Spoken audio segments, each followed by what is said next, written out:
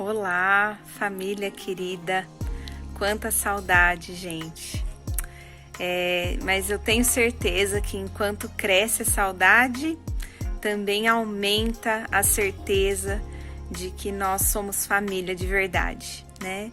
E essa certeza, ela não tá garantida pelo fato da gente estar perto, da gente se ver todo domingo ou todo dia a cada semana, mas ela tá garantida no fato inegável de que o mesmo Espírito habita em todos nós. Somos unidos por Jesus e o Espírito de Deus que habita em nós testifica isso.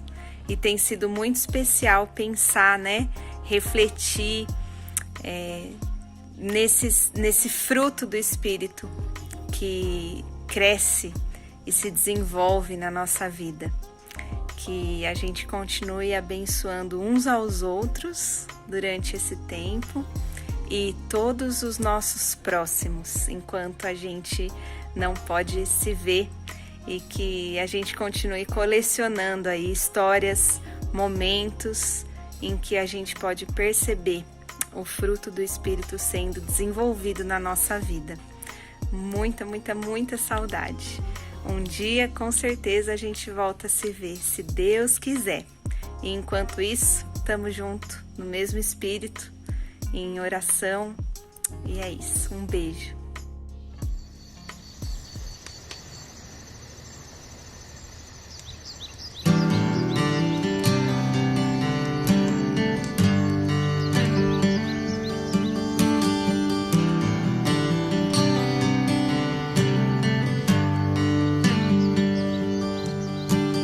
Vejo que não sou quem eu devo ser, mas por tua mão já não sou quem fui.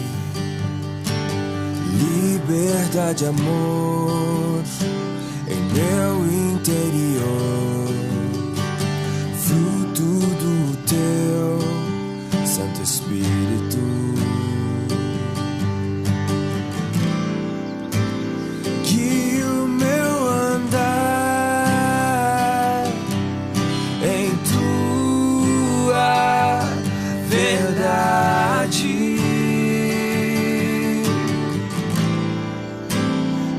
Expressão do Filho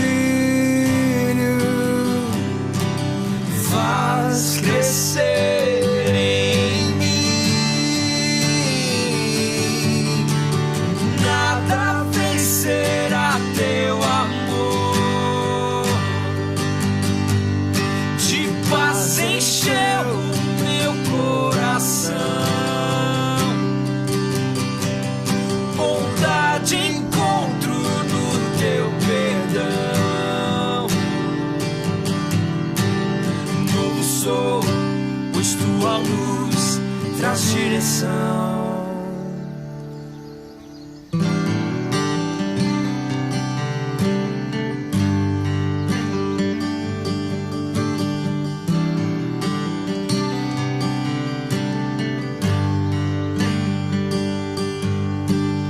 Vejo que não sou quem eu devo ser, mas por tua mão já não sou quem fui. Liberdade, amor em meu interior, fruto do teu Santo Santo Espírito.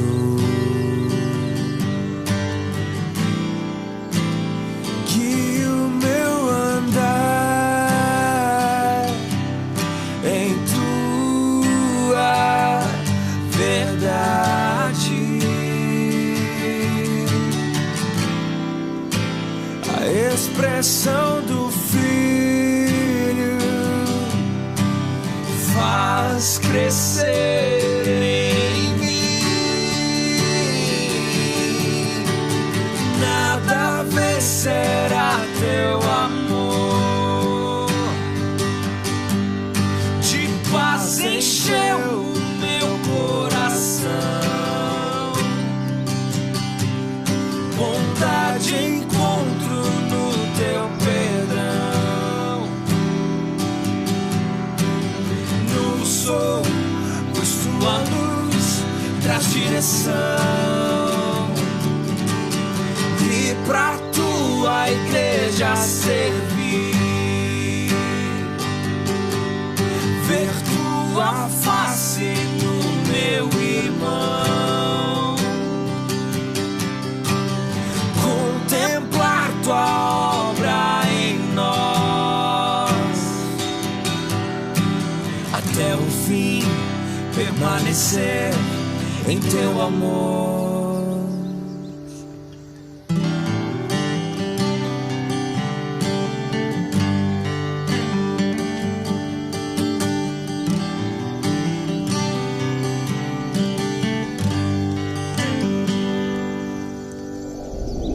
Oi, gente, tudo bem? Como vocês estão? Eu espero que estejam todos bem. Espero que todos estejam desfrutando nesses dias desafiadores da graça e bondade do nosso Senhor. Espero que esteja tudo bem com a família de vocês, com o trabalho, os estudos ou qualquer outra atividade do dia a dia. Espero que nessas semanas, neste tempo, vocês estejam, apesar das notícias difíceis, dos desafios, dos constantes lamentos que perseguem a gente nesse período, que ainda assim vocês estejam descansando e estejam sentindo segurança na esperança que a gente tem desse Deus que de fato está conosco. Então espero que estejam todos bem. Por aqui, muita saudade de estar em comunidade, de estar com a família, muita saudade dos nossos encontros pelas manhãs de domingo, os nossos encontros durante a semana de pequeno grupo e todas as nossas conversas, os abraços, as trocas de ideia, os cafés, as notícias uns dos outros. Muita saudade disso e a crescente expectativa de que a gente se reencontre em breve, mas também a convicta alegria de que o que nos une o sangue de Cristo é muito mais forte do que qualquer circunstância que nos afaste fisicamente. Então, estou muito feliz e alegre com essa oportunidade de compartilhar aqui um pouco do que o Senhor tem ensinado nessa riquíssima passagem a respeito do fruto do Espírito. Estou muito feliz por poder falar um pouco sobre o que eu tenho aprendido com esse texto que a gente tem refletido como comunidade ao longo desse mês, né? Já faz um tempo que a gente tá pensando sobre o fruto do Espírito e é só o começo, na verdade. Então, a gente tem sido muito abençoado, pelo menos tenho sido muito abençoado pelas mensagens e por isso estou muito feliz de poder compartilhar um pouquinho aqui também sobre esse tema.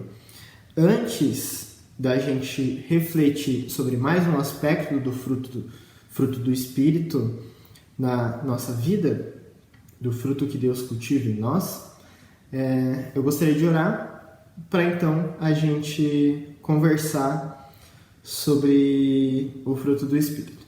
Vamos orar então. Senhor, nosso Deus, nosso Pai eterno, a gente te agradece pelo seu amor e cuidado que estão sobre nós todos os dias, em todos os momentos e situações. Obrigado porque o seu amor por nós é definitivo, constante e é incondicional.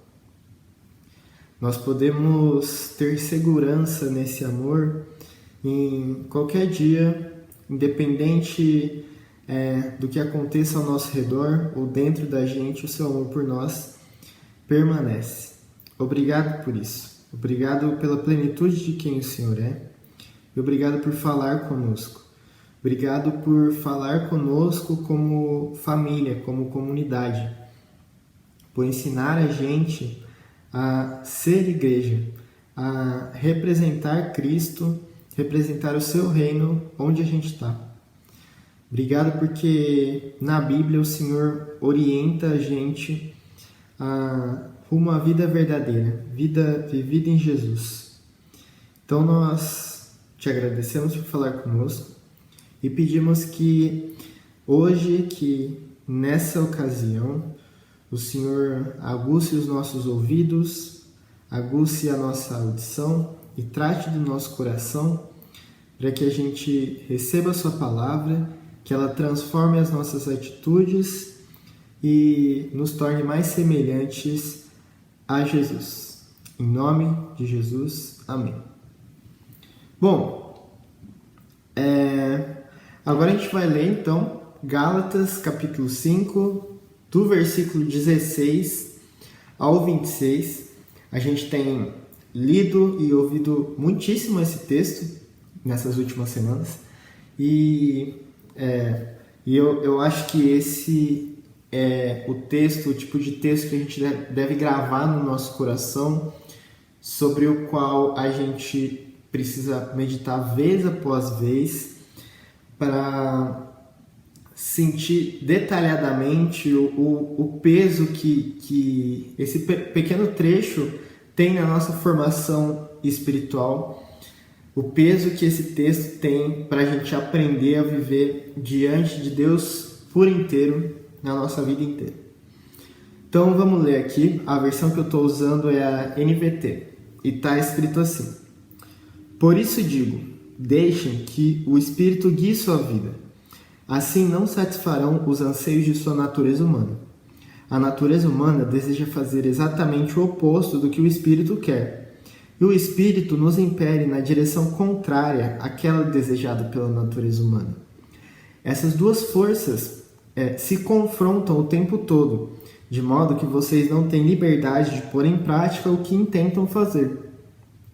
Quando, porém, são guiados pelo Espírito, não estão debaixo da lei. Quando seguem os desejos da natureza humana, os resultados são extremamente claros: imoralidade sexual, impureza, sensualidade, idolatria, feitiçaria, hostilidade, discórdias, ciúmes, acessos de raiva, ambições egoístas, dissensões, divisões, inveja, bebedeiras, festanças desregradas e outros pecados semelhantes. Repito o que disse antes: quem pratica essas coisas não herdará o reino de Deus. Mas o Espírito produz este fruto: amor, alegria, paz, paciência, amabilidade, bondade, fidelidade, mansidão e domínio próprio. Não há lei contra essas coisas. Aqueles que pertencem a Cristo Jesus crucificaram as paixões e os desejos de sua natureza humana. Uma vez que vivemos pelo Espírito, sigamos a direção do Espírito em todas as áreas de nossa vida. Não nos tornemos orgulhosos, provocando e invejando uns aos outros. Amém. Esse é o texto de Gálatas. Gente, então, conforme a gente aprendeu, especialmente nas duas primeiras pregações dessa série, e também algo que foi enfatizado no primeiro episódio da nossa série de podcast sobre o fruto do Espírito, e se você ainda não ouviu, essa série, vai lá no nosso feed, no feed da Conviver, da Conviver Podcast, ou é Convivercast? Eu acho que é Convivercast. Enfim, vai lá no nosso feed, no Spotify ou em algum outro agregador de podcast e escute esse primeiro episódio e toda a série que tem sido publicada sobre o fruto do Espírito. Bom, conforme a gente aprendeu com essas falas, a partir do versículo 16, que é um ponto de virada no texto da carta aos Gálatas, o apóstolo Paulo ele apresenta uma alternativa genuína à vida movida pelo legalismo ou a licenciosidade. Ou seja, Paulo mostra para a gente o caminho alternativo a esses dois caminhos que, na verdade, não promovem vida, mas a suprimem. Os cristãos da região da Galácia, que de acordo com os estudos de contexto histórico, cultural e essas coisas, eram em grande parte gentios, eles estavam sob a pressão de alguns falsos mestres, né, que insistiam no legalismo. Assim, que insistiam que aqueles cristãos gentios deveriam adotar procedimentos da religião judaica para garantir a salvação. Esses mestres, né, eles eram sim cristãos, judeus que reconheceram Jesus Cristo como o Messias, né, Jesus como o Messias, mas eles entendiam que os gentios, ou seja, os que não tinham procedência judaica, eles deveriam adotar, então, algumas leis e rituais tipicamente judeus para terem acesso à salvação. Costumam chamar esse tipo de postura de judaizantes. Então, a gente vê no decorrer da carta aos Gálatas que Paulo responde veementemente a esses mestres que pregavam essa falsa boa nova, né? É claro que Paulo não argumenta contrariamente a essa tendência só em Gálatas, mas em Gálatas isso aparece com muita força e a gente vê Paulo contrapondo esses ensinos com muita visceralidade. Então, assim, ele é muito enfático. Ele é enfático ao dizer que os discípulos e as discípulas de Jesus devem viver em liberdade. E isso é muito interessante porque aqui a gente percebe que liberdade é sinônimo de obediência. Algo que é difícil a gente entender, associar, né, nos nossos dias. A gente associa liberdade a viver sem ter que obedecer nada. Mas a liberdade é uma obediência a Cristo. Como assim? Significa que viver livremente, viver a liberdade, corresponde a quem nós somos em Jesus. Então, assim como a gente vê, o problema é que, assim como a gente vê lá em Romanos, né, o nosso coração obstinado, ele tende a distorcer a liberdade até a licenciosidade, que são coisas diferentes. Eu vou falar um pouco a respeito disso. Bom, ou seja, a gente se depara então com a seguinte tensão: viver tentando cumprir as regras, que seria o legalismo, uma tentativa de autojustificação, ou seja, tentar agradar a Deus através dos nossos próprios esforços, cumprindo as nossas regras e, enfim, vivendo sob a pressão das leis que muitas vezes nós mesmos impomos. E o outro polo seria viver preso a uma pretensa autonomia, ou seja, pensando que nós somos suficientes, que a gente não depende de nada, de nenhuma autoridade, de nenhuma referência além de nós mesmos para viver. O que importa é a gente fazer o que a gente deseja. Isso é isso seria a licenciosidade, né? Seria ceder às paixões desgovernadas, como também diz lá em Romanos, ou à natureza humana, que é a expressão usada nesse texto de Gálatas 5, que a gente leu.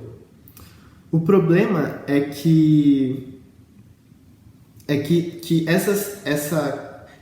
esse comportamento, né, da pretensa autonomia, ele corrompe todas as nossas relações. Então a gente vive pressionado, a gente vive essa tensão do legalismo e da licenciosidade. E é aí que Paulo anuncia e descreve um jeito de viver que antagoniza com isso, que é o viver no Espírito. Isso aparece 3 vezes só aqui no capítulo 5. Andar no Espírito é o que faz a nova vida em Cristo florescer na vida da gente. Isso é santidade. Santidade e amor que transbordam de dentro para fora. Essa é a grande diferença. É uma diferença assim, transformadora. De viver cumprindo regras e viver em obediência amorosa. A gente pode usar essa expressão. Então, tudo começa num encontro transformador que a gente tem com Jesus e na operação profunda e incisiva do Espírito no nosso coração. E esse encontro transformador e essa operação definitiva, progressivamente, eles vão, de pouco a pouco, no dia a dia, eles fazem com que apareça na nossa vida um jeito único e diverso de viver, aspectos distintos, que é o fruto do Espírito, com seus aspectos plurais. E um desses aspectos é a amabilidade. Então, beleza, mas o que é amabilidade? O que significa ser amável? Por que a gente precisa de amabilidade? Por que é tão difícil desenvolver amabilidade? E onde a gente encontra verdadeira amabilidade? Por que a amabilidade é tão importante no nosso cotidiano da igreja e até nas dinâmicas da nossa sociedade? E como a gente pode, pela graça, obviamente, ultrapassar as nossas próprias fronteiras à amabilidade? Bom, primeiro a gente precisa considerar essa palavra, né? Amabilidade. Na NVT, que é a versão que eu li, e também na NVI, o termo aqui é exatamente amabilidade. Mas se você procurar na Almeida Revista e Atualizada ou na Almeida Revista Corrigida e até na Bíblia de Jerusalém, por exemplo, o termo é benignidade. A nova tradução da linguagem de hoje escolhe delicadeza. Bom, apesar de Gálatas, do texto original de Gálatas, assim como todo o Novo Testamento, ter sido escrito em grego, o Christopher Wright, que é um estudioso do Antigo Testamento, é um missiólogo, e ele escreveu um livrinho recentemente publicado em português sobre o fruto do Espírito, chama Aprendendo a Viver com Jesus, que é o livro que a gente tem seguido nos nossos podcasts. Enfim, o Chris Wright, ele diz que existe uma palavra em hebraico que ajuda muitíssimo a gente a entender o que Paulo propõe por amabilidade, e essa palavra é hesed. Segundo o Christopher Wright, essa palavra no Antigo Testamento, que a gente encontra no Antigo Testamento, ela costuma ser traduzida como amor fiel, lealdade, compaixão ou simplesmente bondade. Pensando nos usos dela, no Antigo Testamento, o Chris Wright nota que expressa um senso de compromisso de uma pessoa em relação à outra. Na verdade, se refere também ao compromisso de Deus em relação às pessoas, em relação a nós. Quando ele é fiel à sua aliança, o zelo que ele tem pelo seu povo, ou quando misericordiosamente ele atende às nossas necessidades. Então, aqui é até uma ideia próxima da compaixão. Então, essa hesed, pressuposta na amabilidade tem a ver com fazer algo por alguém, alguma coisa que demonstre o amor em ação. A amabilidade é isso, é a disposição e a iniciativa para ajudar, pensando primeiro no outro. A amabilidade é disposição para ajudar, a iniciativa de ajudar, pensando primeiro no outro. E uma coisa muito importante sobre a amabilidade é que ela vai além, que ela ultrapassa as expectativas e o que é convencional. É uma coisa que a gente escolhe fazer, a gente escolhe ser amável. Nesse caso, então, ser amável é a recompensa de ser amável. A amabilidade é a própria recompensa do ato de amabilidade que a gente exerce. Mas é importante também a gente lembrar que não se trata só... Amabilidade não é só sobre gestos avulsos de gentileza. É muito tentador a gente confundir com isso. A amabilidade, na verdade, é uma postura permanente que a gente assume ao andar com Jesus. Tem a ver com a pessoa que a gente se torna. E é exatamente o que o Chris Wright diz em um trecho do seu livro. Ele fala assim: atos amáveis são realizados por pessoas amáveis por natureza e caráter. Em outras palavras, amável não é um termo associado apenas a ações. Também se aplica a pessoas, a quem costuma se comportar de determinada maneira que abençoa e beneficia outros, pois esse é seu caráter. A amabilidade, então, tem a ver com o nosso caráter.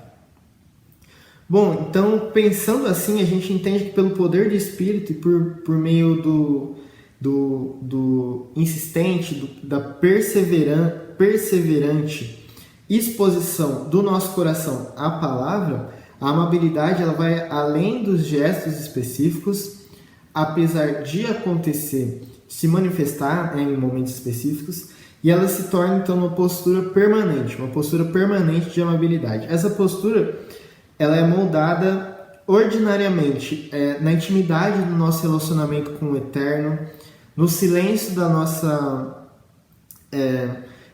devoção, nos movimentos das nossas muitas interações, muitas relações com as pessoas. É nesse contexto, por mais discreta que seja, que a amabilidade é moldada, e é isso que gera o potencial de conectar as pessoas. Agora, então, a gente chega a um impasse, um desafio suscitado pela nossa cultura. Principalmente aqui no nosso mundo ocidental, a proeminência do indivíduo como uma peça na sociedade, ela foi sendo intelectualmente ratificada, o que naturalmente foi se impregnando nas nossas práticas sociais, uma espécie de motor do nosso cotidiano. Então a gente vê e a gente vive, né, todos os dias sob esse individualismo. Claro que isso continua a fragmentação relacional que persegue a gente desde a queda, como a gente pensa muito quando a gente estuda o drama das escrituras, né? Meio que para conter essa autonomia acirrada, esse individualismo, a gente recorre aos contratos. Só que isso invade o dia a dia das nossas relações e acaba sendo tentador para a gente conduzir os nossos relacionamentos, não importa de que âmbito for, a partir de contratos. E aí a gente começa a pautar as nossas relações, tipo, eu faço isso em troca disso, eu faço isso sob essas condições. Só que para a experiência legítima do amor, isso é muito arriscado. É insuficiente para o florescimento comunitário. E um autor que diagnosticou esse problema com muita perspicácia e que propôs um caminho oposto também foi o filósofo holandês Roel Kuiper. Ele explica que mais que compreender o outro, a gente precisa aprender a se preocupar. No livro Capital Moral, o poder de conexão da sociedade, ele diz assim: preocupar-se tem por base o amor e compreende o momento criativo de fato do ser humano. Embora a atitude construtiva normalmente se apresente decorada com a aura da criatividade, a criatividade, na verdade, está ligada à preocupação pelo que é diferente. Isso é muito importante. Em compromisso amoroso com o outro, realizamos algo que ainda não existia. A alteridade não é suprimida em função da nossa preocupação, mas ela ganha uma nova forma e pode-se, portanto, afirmar sobre a atitude moral que o criativo, o excepcional, o único da atitude moral, só então vão realmente florescer. Isso é muito importante, que a preocupação pelas outras pessoas, a nossa preocupação com o outro, ela está ligada a uma criatividade amorosa, a gente pode dizer assim, que tem a ver com a amabilidade. Por que a amabilidade é tão decisiva para a gente então? Porque o próprio Deus eterno é amável. Então, ser amável é ser humano à imagem e semelhança de Deus. A amabilidade, ser amável, faz parte da nossa vocação como criaturas à imagem de Deus. Deus, ao criar o mundo, em toda a narrativa da redenção, a redenção que ele está operando, e até quando ele julga o pecado, ele está sendo amável. Na Bíblia, o caráter amável de Deus é louvado recorrentemente. Tipo lá no Salmo 136, que de acordo com o Chris Wright, é o texto do Antigo Testamento que mais usa aquela palavra hebraica hesed, diz assim: deem graças a Deus, o Senhor, porque Ele é bom, o seu amor dura para sempre. É o que está escrito do versículo 1 ao 3. A Bíblia também mostra para a gente que a amabilidade ela transparece na vida de quem adora a Deus. O que é evidente, por exemplo, se você olhar para a história de Ruth, Noemi e Boaz, e a história também de Davi e Jonatas, todos esses casos, a amabilidade aparece porque é aquela coisa que eu disse, do amor em ação que extrapola, que vai além das expectativas e do convencional. Obviamente que em Jesus a gente encontra a amabilidade irrestrita e inteira, plenamente revelada. Como que Jesus foi amável? Jesus foi amável ao atender com receptividade às pessoas que cruzavam o caminho dele. Ele foi amável considerando as necessidades dos outros, até quando ele estava vulnerável e ele mesmo estava em necessidade, até na cruz. Ele foi amável ao ouvir e conversar com pessoas que ficavam de fora das rodas de conversa, e ele foi amável dedicando tempo e atenção. As cenas da amabilidade na vida de Jesus, elas devem desafiar, elas devem confrontar a gente para que a gente encene a amabilidade de Jesus nas cenas do nosso cotidiano. Por que isso é tão desafiador para a gente? O que impede a gente de ser amável? Aqui a gente pode parar para pensar no nosso dia a dia e eu acho que identificar várias coisas. Às vezes a gente atribui a nossa não amabilidade à nossa rotina, às muitas tarefas que a gente tem para fazer, o nosso cansaço, a nossa impaciência, uma série de coisas que podem comprometer o nosso tratar o outro amavelmente. Como eu disse há pouco, né, a amabilidade ela vem com uma transformação de dentro para fora, que leva tempo para acontecer. E é por isso, inclusive, que Paulo escolhe a metáfora do fruto, né? Porque o fruto ele não nasce, ele não floresce de um dia para o outro, é um processo. E o mesmo acontece com a vida de Cristo em nós, o fruto do Espírito. Leva tempo para a gente aprender a ser amável. E isso só acontece graças à devoção comprometida, à exposição do nosso coração diante de Deus, à disposição para ouvi-lo. por causa do nosso coração todo desorientado e distorcido, é muito mais fácil para nós não sermos amáveis do que o contrário. Por isso que a gente precisa pedir perdão para Deus e clamar pela graça dele, pelo auxílio dele, para a gente viver a amabilidade. E cada dia, cada encontro, cada conversa, cada atividade, cada ocasião é uma oportunidade para a gente ser amável. E a gente pode demonstrar amabilidade com o nosso olhar, com as nossas reações, com as nossas palavras, agradecendo, elogiando, encorajando as pessoas. A gente pode demonstrar amabilidade simplesmente com a nossa presença. O que a gente precisa, antes de tudo, e essa é uma boa oração para a gente fazer no começo dos dias, inclusive, é pedir discernimento ao Espírito para ele mostrar para a gente, para ele dar para a gente um insight de quais são as oportunidades para sermos amáveis que o Senhor distribui ao longo dos nossos dias. E pedir também para que Ele nos ajude a aproveitar essas oportunidades. Bom, então, pensando sobre isso, a gente pode orar, realmente fazer essa oração para que a amabilidade frutifique na nossa vida. Lembrando que o fruto, ele cresce mediante o cultivo de alguma coisa externa, de alguém, né? Para crescer, ele precisa ser cultivado. E o fruto do Espírito, ele é cultivado pela ação do próprio Deus na vida da gente.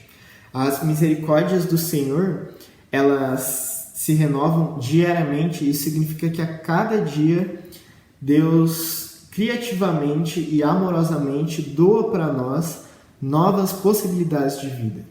E que nessas novas possibilidades de vida a gente pratique a amabilidade. Bom, vamos orar então e pedir ajuda para Deus para que a gente imite Jesus através de um caráter amável. Deus, muito obrigado por falar conosco mais uma vez através desse texto do fruto do Espírito. Obrigado por falar com a gente a todo momento, continuamente. A gente pede que o Senhor nos ensine a ouvir. A gente reconhece, olhando para a sua palavra, olhando para esse texto, que estamos muitíssimo longe de vivermos de um jeito amável, assim como Jesus. Por isso pedimos perdão, pedimos misericórdia, pedimos da sua graça para gerar em nós esse aspecto tão decisivo do fruto do Espírito. Nos dê dessa graça, Deus.